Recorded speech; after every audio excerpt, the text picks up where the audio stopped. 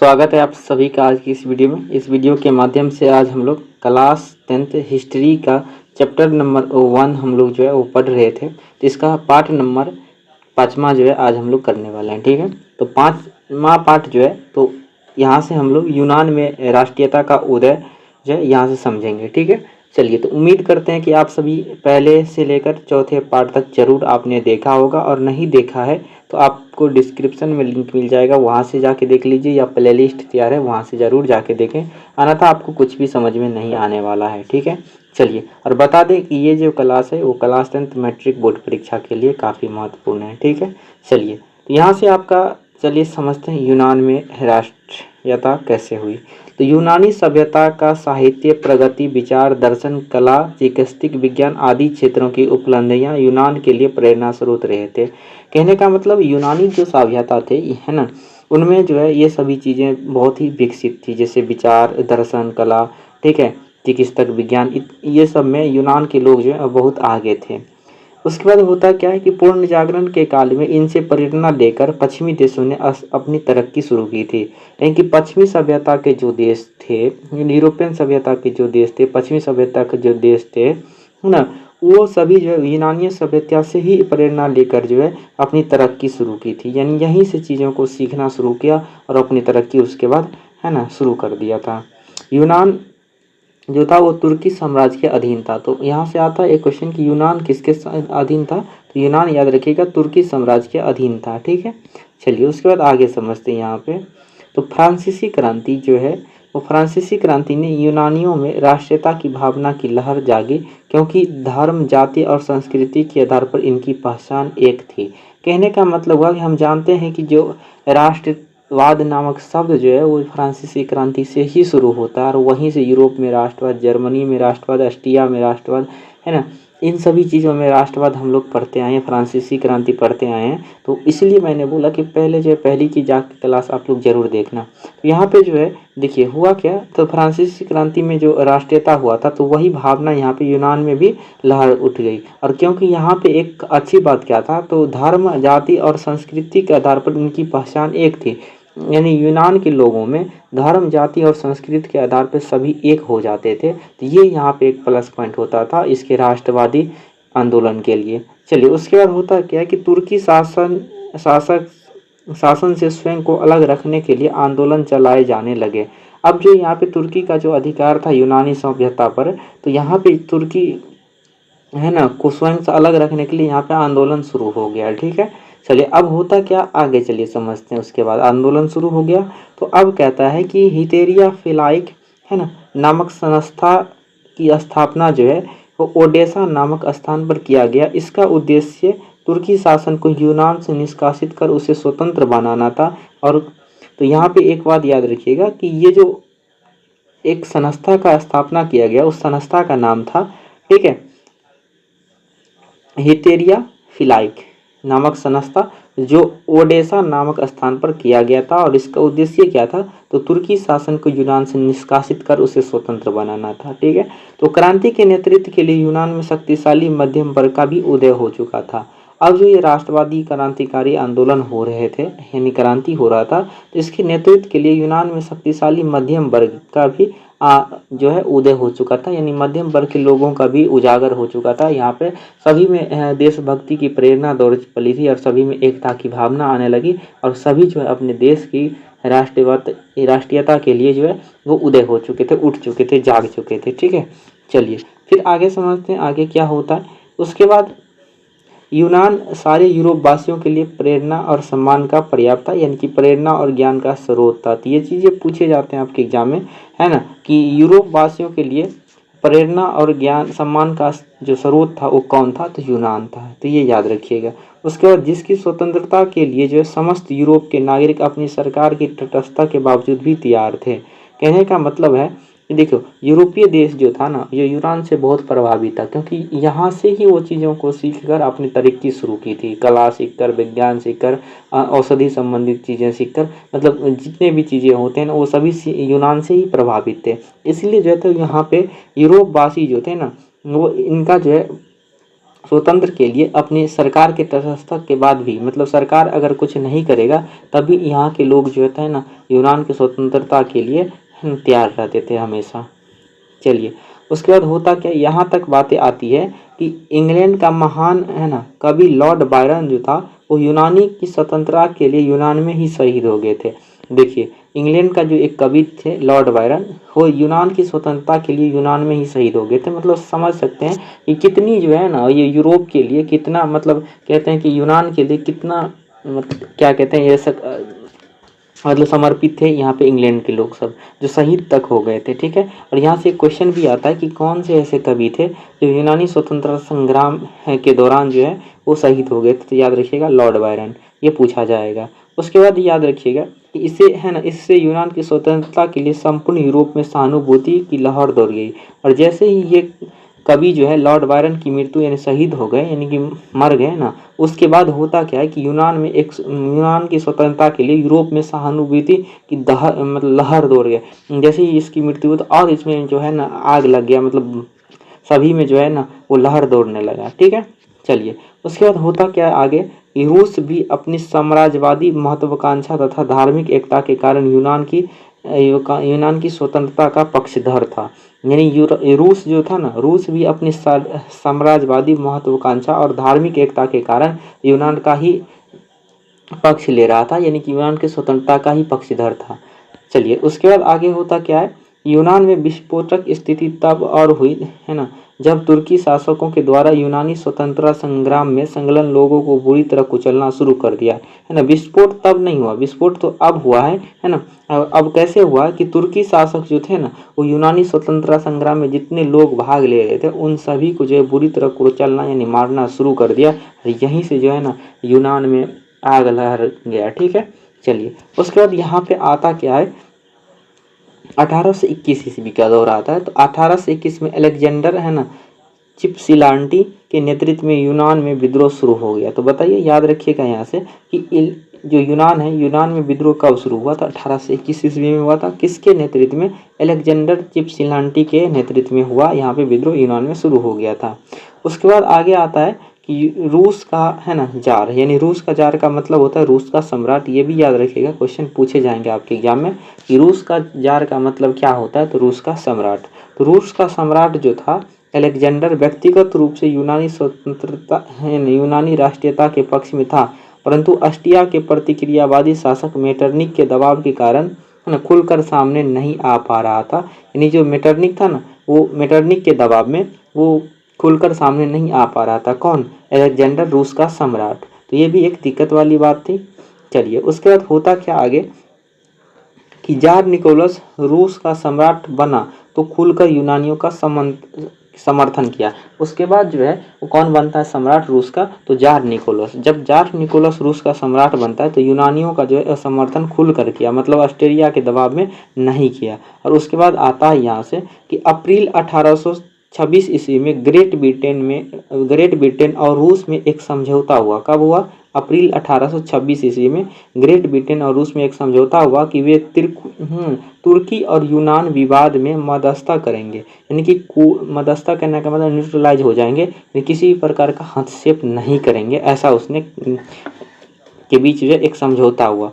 उसके बाद आगे चीज़ें बढ़ने लगी और उसके साथ होता क्या है, फ्रांस का राजा चार्ल्स 10 भी यूनानी स्वतंत्रता संग्राम में दिलचस्पी लेने लगे।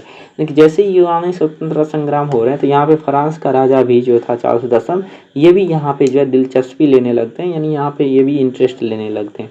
ठीक है, चलिए तो उसके बाद आगे क्या होता है चलिए समझते हैं। तो 1827 का दौर आता है यहाँ पे कि लंदन में एक सम्मेलन हुआ जिसमें इंग्लैंड, फ्रांस, रूस ने मिलकर तुर्की के खिलाफ तथा यूनान के समर्थन में है ना संयुक्त कार्रवाई करने का निर्णय लिया।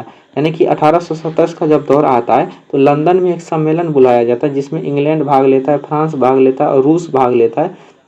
तीनों ने जो है उस तुर्की के खिलाफ जो है आवाज़ उठाया तथा यूनान के स्वतंत्रता संग्राम में समर्थन देने का वादा किया था। चलिए उसके बाद देखते हैं आगे क्या होता है। तो आगे यहाँ पे होता है कि तीनों देशों की संयुक्त सेना जो है वो नावारिनो की खाड़ी में तुर्की के खिलाफ एकत्रित हुई थी। तो यहाँ पे याद रखिएगा है ना, तीनों देश मतलब जो 3 देश संगठन किया था इंग्लैंड, रूस और फ्रांस, वो तीनों का जो सेना है वो नवारिनियों की खाड़ी में तुर्की के खिलाफ एकत्रित हुई थी, ठीक है, यानी कि जमा हुई थी। उसके बाद तुर्की के समर्थन में सिर्फ मिस्र की सेना ही आई थी, और जो तुर्की था ना ये सभी यूनान की तरफ से लड़ने गए इन तुर्की के खिलाफ, लेकिन मिस्र की सेना ही आई थी किसके समर्थक में, तुर्की के समर्थक में।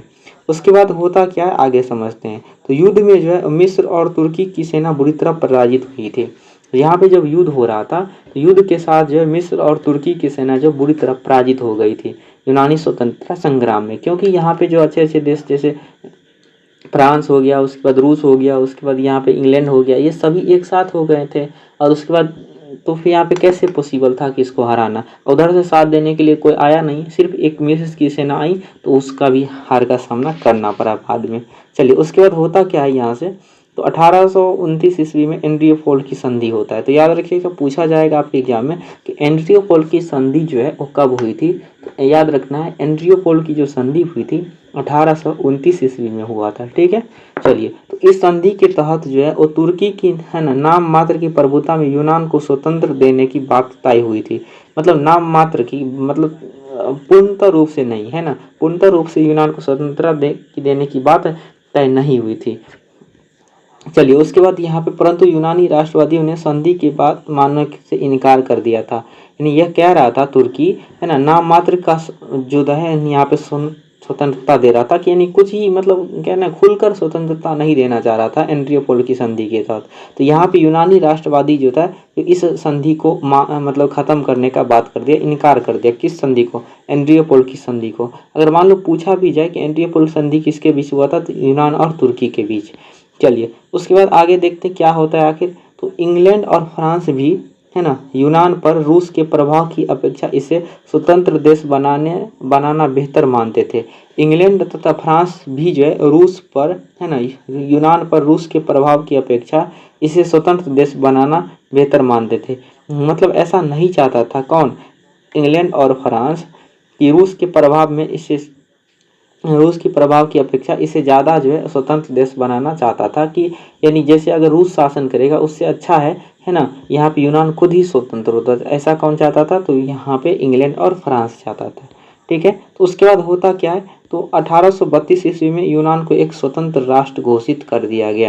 यानी आगे चलकर जब 1832 का दौर आता है तो यूनान को एक कंप्लीट रूप से स्वतंत्र राष्ट्र घोषित कर दिया गया। तो याद रखिए, अगर पूछा जाए कि यूनान कब स्वतंत्र हुआ था, तो संपूर्ण रूप से 1832 ईस्वी में यूनान को एक स्वतंत्र राष्ट्र घोषित कर दिया गया था तथा बवेरिया के शासक ओटो, है ना, को स्वतंत्र यूनान का राजा घोषित किया गया था।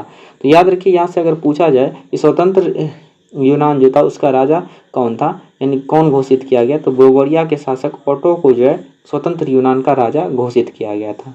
चलिए यहाँ से एक नोट है जो आपको शायद जानना चाहिए। ये नोट क्या है कि ईसाई जगत ग्रीक ऑर्थोडॉक्स तथा रोमन कैथोलिक चर्च में विभक्त था। यानी कि ईसाई जगत जो था, यानी ईसाई का अपना, है ना, आप जानते हो कि ईसाई धर्म, तो ईसाई धर्म जो था ना उस समय दो भाग में विभाजित था। कैसे कैसे? तो एक तो था, है ना, ग्रीक ऑर्थोडॉक्स और एक था रोमन कैथोलिक चर्च, यानी दो भागों में विभाजित था। तो रूस तथा यूनान के लोग जो है वो ग्रीक ऑर्थोडॉक्स को, है ना, ऑर्थोडॉक्स चर्च को मानने वाले थे। यानी रूस और यूनान के जो लोग थे वो ग्रीक ऑर्थोडॉक्स चर्च के मानने वाले थे और बाकी के जो थे वो रोमन कैथोलिक चर्च को मानने वाले थे। तो ये थोड़ा सा यहाँ पे एक नोट है, तो याद रखिएगा। चलिए उसके बाद अब जो है यहाँ पे यूनान समाप्त होता है और यूनान के बाद आता है हंगरी।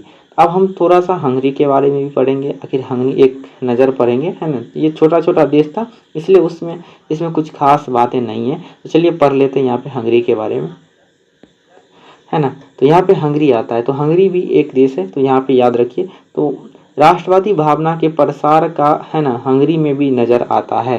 यानी कि जो राष्ट्रवादी आंदोलन उस समय बड़े बड़े देश में हो रहे थे तो इसका प्रभाव जो है हंगरी देश पर भी पड़ रहा था। तो इसीलिए यहाँ पे पढ़ना जरूरी है।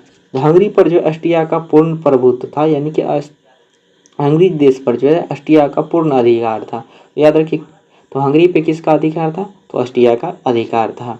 उसके बाद होता क्या है, तो 1848 ईस्वी, है ना, 1848 की क्रांति के प्रभाव में यहाँ राष्ट्रीयता आंदोलन की शुरुआत हुई थी। यानी 1848 की जो फ्रांसीसी क्रांति हुई थी, इसी के प्रभाव में यहाँ भी राष्ट्रीय आंदोलन जो है वो शुरू हो गया था। कहाँ पे? हंगरी में। चलिए उसके बाद आगे क्या होता है, तो आंदोलन का नेतृत्व जो है कोसूत तथा फ्रांसीसी डिक नामक क्रांतिकारी के द्वारा किया जा रहा था। यानी हंगरी में जो क्रांतिकारी आंदोलन हो रहे थे वो किसके नेतृत्व में कर रहे थे, तो कोसूत तथा है ना फ्रांसीसी डिक नामक क्रांतिकारी के द्वारा किया जा रहा था। कोसूत जो है लोकतांत्रिक विचार का समर्थक करने वाला था और उसने वर्गहीन समाज यानी क्लासलेस सोसाइटी की अपने विचारों को जनता तक पहुंचाना शुरू किया। यानी कहने का मतलब जिसका कोई भी सोसाइटी नहीं, वर्गहीन समाज है ना, जो निहत्थे लोग हैं, कहने का मतलब जिसका कोई अस्तित्व नहीं है, जो वह सबसे न्यूनतम स्तर पर जो लोग रहते हैं ना, उन तक जो है अपने लोकतांत्रिक विचार को पहुंचाना शुरू करता है। कौन? कोसूत करता है। ठीक है, जिस पर प्रतिबंध और शुरू किया और जिस पर प्रतिबंध भी लगा दिया। और उसके बाद ये शुरू किया लेकिन उस पर क्या कर दिया गया? प्रतिबंध लगा दिया गया कि ऐसा आप नहीं कर सकते। कौन? तो अस्टिया जो है वो इस पे अधिकार कर रहा था, तो अस्टिया ने ऐसा लगा दिया। उसके बाद आता क्या है कि फ्रांस में लुई फिलिप के पतन क्या हंगरी के राष्ट्रवादी आंदोलन पर विशेष प्रभाव पड़ा। यानी जब फ्रांस में लुई फिलिप का पतन हो गया था तो उसके बाद जो है हंगरी पर राष्ट्रवादी आंदोलन का विशेष प्रभाव यहाँ पे पड़ा था। चलिए फिर आगे समझते हुआ क्या, तो कोसूत ने अस्टिया है ना अधिपाय का विरोध करना शुरू कर दिया। यानी देखिए जैसे ही अस्टिया यहाँ पे जो है वो जैसे समाचार पहुँचाना शुरू करता है यहाँ पे कोसूत, तो उसके है ना इस चीज़ों को भी यहाँ पे क्या करता है? दबा दिया जाता है। जैसे यहाँ पे इस लाइन को ध्यान से देखिए, यहाँ पे क्या होता था देखो, तो वर्गहीन समाज को जैसे विचारधारा पहुँचाना शुरू कर दिया तो इस पर कौन प्रतिबंध लगा देता? अस्टिया। तो जब अस्टिया प्रतिबंध भी लगा दिया उसके बाद भी यहाँ पे जो है अस्टिया अधिपत्य को यहाँ पे क्या करता है कोसूत, तो विरोध करना शुरू कर देता है तथा व्यवस्था में बदलाव की मांग करने लगा। हाँ, इस व्यवस्था में जो है बदलाव की मांग करने लगा तथा इसका प्रभाव हंगरी तथा अस्ट्रिया दोनों देशों की जनता पर पड़ा, जिस कारण यहाँ राष्ट्रीयता आंदोलन शुरू हो गया। ये चीज़ों का जो है ना, यहाँ पे जो है ये चीज़ जब विरोध करना शुरू किया तो इसका प्रभाव जो है हंगरी तथा अस्ट्रिया दोनों देशों पर पड़ता है और जिसके कारण यहाँ पे राष्ट्रीयता आंदोलन शुरू हो गया। इन दोनों देशों में जो यहाँ पे राष्ट्रीयता आंदोलन शुरू हो गया। तब आता है यहाँ पे 31 मार्च 1848 का समय, है ना। तो 31 मार्च 1848 को अस्ट्रिया की सरकार ने हंगरी की कई बात मान ली। यानी जैसे कि आंदोलन हो रहा था तो 31 मार्च 1848 को अस्ट्रिया की सरकार जो था वो हंगरी की बहुत सारी बात मान ली, तो जिसके अनुसार जो है वो स्वतंत्र मंत्री परिषद की मांग स्वीकार की गई। इसमें केवल हंगरी के सदस्य ही सम्मिलित किए गए। यानी यहाँ पे जो हंगरी वाले ने मांग लिया कि यहाँ पे हम एक स्वतंत्र मंत्री परिषद की मांग करते हैं और जिसमें जो है केवल हंगरी के ही लोग का सदस्य रहेगा, अस्ट्रिया का कोई नहीं रहेगा, क्योंकि जैसे ही अस्ट्रिया का कर देगा तो फिर विचारधारा गड़बड़ा जाएगा, है ना। फिर उसी का बात मतलब ज़्यादा से ज़्यादा रहना लगेगा, इसलिए हम खुद ही मंत्रिमंडल का सदस्य बनेंगे। उसके बाद होता क्या है आगे चलिए समझते हैं। उसके बाद आता है कि है ना प्रेस को स्वतंत्रता दी गई तथा राष्ट्रीय सुरक्षा सेना स्थापित की गई। यानी जो प्रेस था ना, प्रेस मीडिया को स्वतंत्रता दी गई तथा राष्ट्रीय सुरक्षा सेना की स्थापना की गई, मतलब सैनिकों की स्थापना की गई। उसके बाद यहाँ पे समानती प्रथा को जो है असमाप्त कर दिया, मतलब समाप्त कर दिया। जो पहले से रीति रिवाज चला आ रहा था उस चीज़ों को समाप्त कर देता है यहाँ पे। उसके बाद जो है प्रतिनिधि समाज यानी डाइट की बैठक में प्रतिवर्ष राजधानी बुडापेस्ट में बुलाने की बात स्वीकार कर दी, मतलब की गई।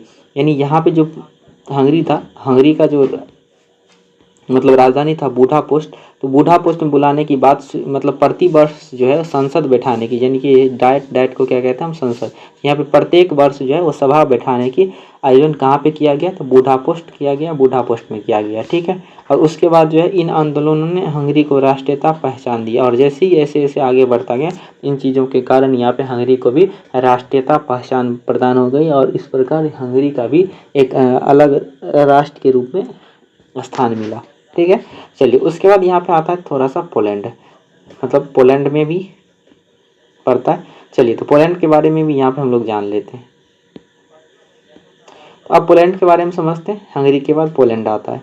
तो पोलैंड में भी राष्ट्रीयता भावना का कारण जो रूसी शासक के विरोध विद्रोह शुरू हो गया। यानी पोलैंड पर किसका अधिकार था, तो रूस का अधिकार था। तो यहाँ पे पोलैंड में भी क्या होता है, राष्ट्रवादी भावना के कारण रूसी शासन के विरुद्ध जो विरोध शुरू कर दिया गया था। 1830 की क्रांति का प्रभाव यहाँ पे उदारवादियों पर भी व्यापक रूप से पड़ा, परंतु इन्हें इंग्लैंड तथा फ्रांस की सहायता नहीं मिल का अंतर इस समय जो है रूस ने पोलैंड के विद्रोह को कुचल दिया। यानी कि जब 1830 की क्रांति हो रही थी तो इस समय जो है क्या होता है, तो इंग्लैंड और फ्रांस का सहायता नहीं मिल पाता है, जिसके कारण रूस ने पोलैंड के विद्रोह को कुचल दिया था। क्योंकि ये पोलैंड जो छोटा मोटा देश था, इस पर रूस का अधिकार था, है ना। और इस पर जो है जैसे ही किसी का साथ नहीं मिला तो यहाँ पे रूस जो है क्या करता है, पोलैंड के विद्रोह को कुचल देता है। चलिए उसके बाद चलिए आगे यहाँ पे अगला पॉइंट है, तब जाके यहाँ पे देखिए छोटा छोटा पॉइंट, वैसे इसमें यहाँ पे कुछ खास चीज़ें जानना नहीं है, यहाँ पे क्वेश्चन भी नहीं आता है, यह बहुत ज़रूरी भी नहीं है, परंतु जान लेते हैं। परंतु है ना, यहाँ पे देखिए प्रथम विश्व युद्ध की समाप्ति तथा जर्मनी के युद्ध विराम के बाद, यानी कि जैसे ही प्रथम विश्व युद्ध खत्म होता है, मतलब समाप्त होता है, और तथा जर्मनी का युद्ध यहाँ पे समाप्त हो जाता है, तब जाके 11 नवंबर 1918 ईस्वी को पोलैंड ने अपनी स्वतंत्रता पुनः प्राप्त कर ली। यानी कि कब जाके मिलता है यहाँ पे इसको स्वतंत्रता, जैसे ही यहाँ पे प्रथम विश्व युद्ध समाप्त होता है और जर्मनी के साथ युद्ध विराम होता है, उसके बाद यहाँ पे 11 नवंबर 1918 को पोलैंड जो है एक स्वतंत्र देश के रूप में स्थापित होता है, तो ये याद रखिएगा। चलिए उसके बाद आता है यहाँ पे बोहेमिया को भी निपटा देते हैं जल्दी जल्दी करके। तो बोहेमिया भी एक यूरोपियन देश है। यहाँ पे देखिए तो बोहेमिया जो है वो ऑस्ट्रिया शासन के अंतर्गत था। तो बताइए सब याद रखना आप सभी को, बोहेमिया किसके अंतर्गत था, तो ऑस्ट्रिया के अंतर्गत था। पोलैंड किसके अंतर्गत था, तो रूसी शासन के अंतर्गत था। हंगरी किसके साथ था, तो ऑस्ट्रिया शासन के अंतर्गत था। यही क्वेश्चन सब आएगा, और कब आज़ाद हुआ था, बस यही आएगा, उसके अलावा कुछ नहीं आएगा। ठीक है, चलिए उसके बाद याद रखिएगा कि बोहेमिया को बहुसंख्यक चेक जाति को है ना स्वायत्त शासन की मांग को स्वीकार किया गया, परंतु आंदोलन ने सिंहात्मक रूप धारण कर लिया था यहाँ पे। ठीक है, यहाँ पे जो होता है बोहेमिया को, तो बोहेमिया को बहुसंख्यक चेक जाति को स्वशासन है ना शासन की मांग स्वीकार किया गया, परंतु यहाँ पे आंदोलन ने सिंहात्मक रूप धारण कर लिया, मतलब हिंसात्मक सिंहात्मक नहीं, सॉरी पढ़ने में थोड़ा दिक्कत हो गया। यहाँ पे हिंसात्मक रूप जो है यहाँ पे धारण कर लेता है। कौन, तो इसका आंदोलन। जैसे ही यहाँ पे बहुसंख्यक चेक जाति के स्वशासन की मांग करने स्वीकार किया, लेकिन यहाँ पे होता क्या है, हिंसात्मक रूप धारण कर लेता है इस चीज़ को स्वीकार करने के बाद। चेक जाति, चेक जो है यहाँ पे जाति का नाम है, बोहेमिया की जाति का नाम है चेक। तो यहाँ पे जैसे ही बहुसंख्यक चेक जाति को स्वशासन मांग को स्वीकार करता है, लेकिन उसी स्वीकार करने के बाद ही यहाँ पे हिंसात्मक रूप धारण कर लेता है। और उसके बाद आगे क्या होता है, चलिए समझते हैं। तो आगे होता है जिसके कारण ऑस्ट्रिया के द्वारा क्रांतिकारी का सख्ती कर दमन कर दिया जाता है। यानी यहाँ पे ऑस्ट्रिया के द्वारा क्रांतिकारियों को यहाँ पे समाप्त कर दिया जाता है, सख्ती से समाप्त कर दिया जाता है, दमन कर दिया जाता है, यानी कि बहुत ही मतलब विकराल रूप से। इस प्रकार बोहेमिया में होने वाली क्रांतिकारी आंदोलन की उपलब्धियाँ अस्थायी न रह सका। यानी यहाँ पे जो है जितने भी क्रांतिकारी आंदोलन हुए थे, और जिसके कारण यहाँ पे वो अस्थायी नहीं रह पाया, लेकिन बोहेमिया 1918 में स्वतंत्र हुआ था। तो उसके बाद होता क्या है, बोहेमिया कब स्वतंत्र होता है, तो 1918 में जाके स्वतंत्र होता है, जब इसका जो है चेकोस्लोवाकिया का गठन हुआ था। जब जो है चेकोस्लोवाकिया का गठन हुआ था, तब जाके ये 1918 में स्वतंत्र होता है। प्रथम विश्व युद्ध के बाद बोहेमिया साम्राज्य का अंत हो जाता है। होता क्या है, देखिए बोहेमिया जो है एक मतलब कोई देश ऐसा था नहीं, ठीक है, वास्तव में एक राज्य, एक टुकड़ा था, एक भूमि का टुकड़ा था। ठीक है, तो वहाँ पे लोग एक जाति रहते थे, जिस जाति का नाम यहाँ पे मेंशन देखिए किया गया है ना, बहुसंख्यक चेक जाति। ठीक है, तो इसके बाद होता है कि यहाँ पे जब 1918 में स्वतंत्र होता है बोहेमिया, तब जो है ना इसका जो नाम बदलकर चेकोस्लोवाकिया कर दिया गया था। ठीक है, और उसके बाद होता गया है प्रथम विश्व युद्ध के बाद बोहेमिया साम्राज्य का अंत हो गया, और बोहेमिया, मोराविया और सिलेसिया क्षेत्र को मिलाकर चेकोस्लोवाकिया नाम दे दिया गया, और एक नया राज्य बनाया गया। ठीक है, और अस्थायी न रह सके। यहाँ पे देखिए तो हुआ क्या, यहाँ पे वही बात हुआ कि जैसे ही यहाँ पे बोहेमिया आज़ाद होता है, तो और प्रथम विश्व युद्ध समाप्त होता है, तो बोहेमिया साम्राज्य का अंत हो जाता है, और बोहेमिया मिलाकर, मोराविया मिलाकर, और यहाँ पे है ना सिलेसिया क्षेत्र को मिलाकर एक क्षेत्र, एक कंप्लीट राज्य का निर्माण कर देता है, जिसका नाम चेकोस्लोवाकिया क्या होता है। ठीक है, चलिए उसके बाद ये चीज़ें यहाँ पे समाप्त होता है। जितने भी इम्पोर्टेंट बातें यहाँ से आपका समाप्त हो जाता है जी।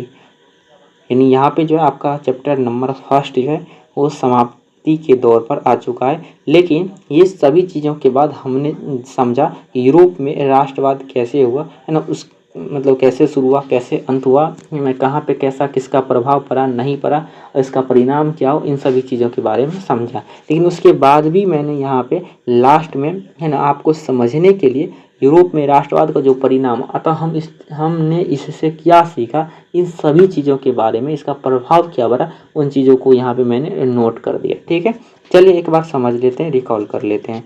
तो यूरोप में राष्ट्रीयता की भावना का विकास फ्रांसीसी क्रांति के गर्भ से ही हुआ, हम जानते हैं। ठीक है, उसके बाद कई बड़े छोटे शहरों का उदय होता है, राष्ट्रवादी भावना का ये परिणाम होता है। उसके बाद प्रत्येक राष्ट्र की जनता तथा शासन के लिए उनका राष्ट्र ही सब कुछ हो गया और किसी हद तक जाने के लिए तैयार थे। यह भी यूरोप में राष्ट्रवाद का परिणाम है। तो आपसे पूछा जा सकता है 5 नंबर में, यूरोप में राष्ट्रवाद का परिणाम को लिखें, तो ये सभी बातें आपको लिखना है।